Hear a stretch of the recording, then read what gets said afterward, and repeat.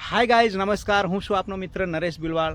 મિત્રો, કોઈક આપણું મનપસંદ વ્યક્તિ જો આપણને કહે છે ને, કંઈક કદાચ ખરાબ શબ્દો બોલે છે ને, ત્યારે હું તો એવા વ્યક્તિને કહું છું કે યાર, તને કદાચ ખરાબ શબ્દો મને બોલીને તને ખુશી મળતી હોય ને, તો યાર ખુશ થવું જોઈએ યાર. કેમ કે હું તો હર હંમેશા કહું છું કે મારા નજીક રહેનાર વ્યક્તિ, મારા દિલમાં રહેનાર વ્યક્તિ છે ને, હું એની ખુશી જ ઈચ્છું છું.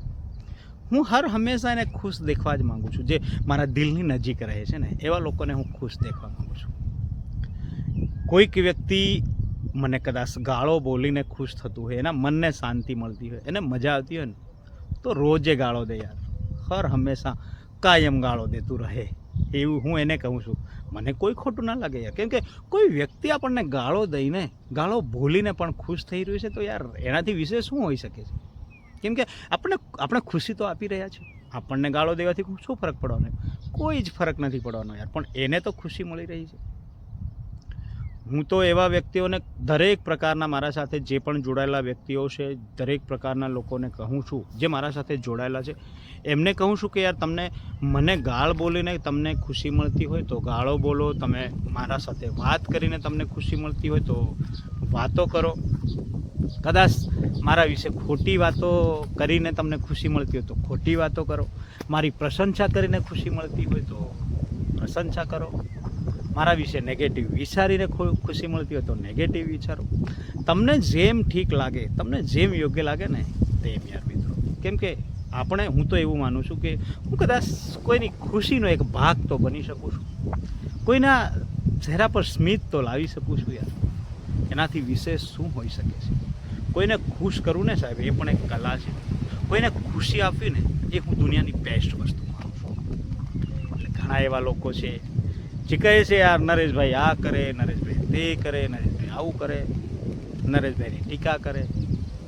તો એમને બધાને ધન્યવાદ, બધાને શુક્રિયા અદા કરું છું કે તમે કમસે કમ મારી વાતો કરીને ખુશ થઈ રહ્યા છો યાર. ખુશીથી ઇમ્પોર્ટન્ટ હું કોઈને માનતો નથી. એટલે ઘણા બધા એવા મિત્રો છે જે આપણી વાતો કરીને પણ ખુશ થાય છે યાર. ઘણા લોકો આપણને ખરાબ રીતે નેગેટિવ વિચારીને, એટલે કે આપણને નીચું જોવાડવા માંગે છે અને એમને ખુશી મળે છે. તો ઘણાને ટીકા કરીને ખુશી મળે છે, ઘણાને ગાળો બોલને પણ ખુશી મળતી હોય ને યાર, તો બોલો કોઈ વાત. હું તો હર હંમેશા કોઈ પણ વ્યક્તિને ગમે તે પ્રકારે મદદરૂપ થવા માગું છું. એટલે આ પણ એક મદદરૂપ જ છે યાર. કેમ કે કોઈના ચહેરા પર સ્મિત લાવવું ને, બહુ યાર ઇમ્પોર્ટન્ટ છે.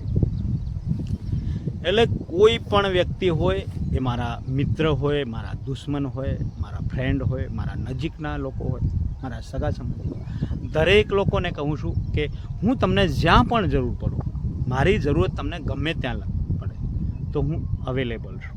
અને ખાસ કરીને જો તમને કંઈક મને કહીને ખુશી મળતી હોય, કંઈક મારી વાત જણાવીને ખુશી મળતી હોય, તો જણાવો, બિંદાસ, કોઈ ટેન્શન નથી આપણને.